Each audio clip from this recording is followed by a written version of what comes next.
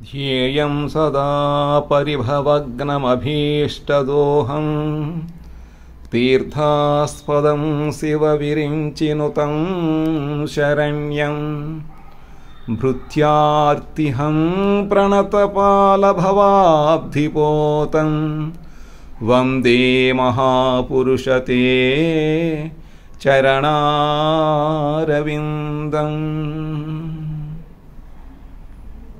वन्दे महापुरुषते चरणारविन्दम्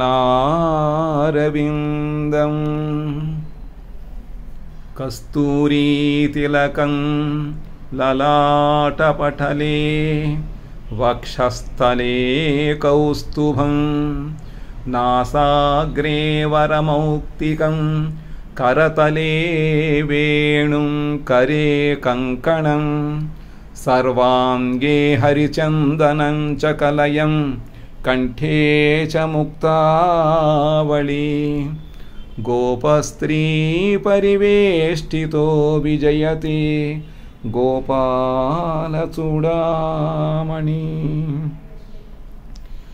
राधा दामोदरप्रेष्ठा राधिका वार्षभानवी समस्तवल्लवी वृन्दादन्मिलोत्तं समल्लिका कृष्णप्रियावळी मुख्या गान्धर्वा ललिता सखी विशाखा सख्यसुखिनी हरिहृद्भृङ्गमञ्जरी इमां वृन्दावनेश्वर्या दशनाममनोरमाम् आनन्दचन्द्रिकां नाम यो रहस्यां स्तुतिं पठेत् सक्लेशरहितो भूत्वा भूरि सौभाग्यभूषितः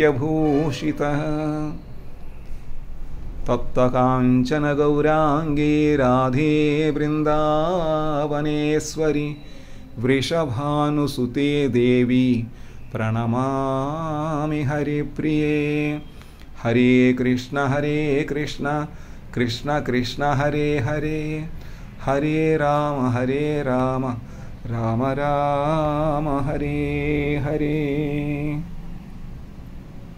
రామానంద గౌడీయ మఠములో నిత్యము సేవలు అందుకుంటున్నటువంటి సాలిగ్రామములు నరసింహ సాలిగ్రామం లక్ష్మీ నరసింహస్వామి మాయాపూర్ యోగపీఠంలో ఉండేటువంటి ఆ మూర్తి యొక్క ఇక్కడ ఫోటో పెట్టి సాలిగ్రామం పూజ చేస్తున్నారు.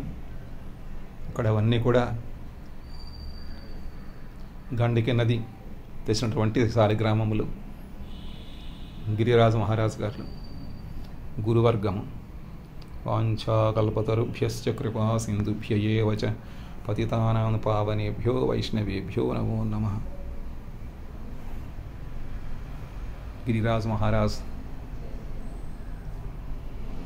మాయాపూర్ చైతన్య మఠం యొక్క శ్రీ విగ్రహములు గురు గౌరంగ గాంధర్విగా గిరిధారీ జీవులు.